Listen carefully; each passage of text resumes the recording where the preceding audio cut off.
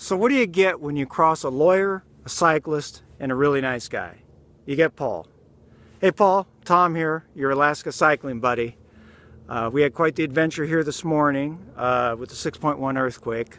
It was fun. For those of you who don't know, I've been around the world with Paul cycling. Maybe I should say I've been in many places in the world cycling with Paul. That probably sounds a little better.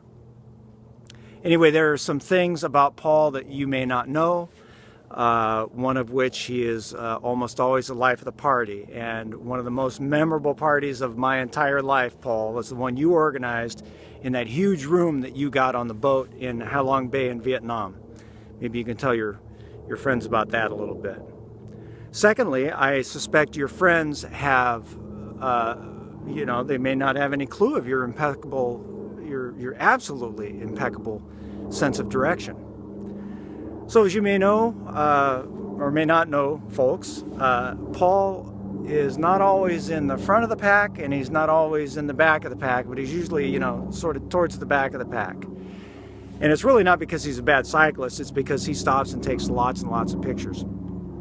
So to compensate for that, Paul will frequently take a very short break when we have the group breaks, and then he'll be the first one out of the break to try and get ahead of the pack, so that he ends up not being so far behind by the end of the day.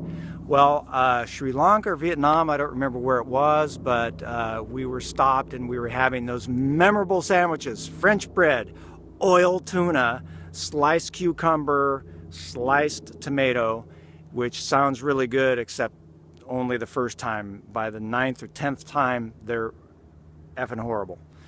Anyway, I think you skipped lunch that day, Paul. You left the lunch break area, you turned left. Nobody noticed which way you went. We were all having our fantastic lunch. We finished our lunch, we turned right. I think it took you about 45 minutes to figure out you were going the wrong way, as I recall.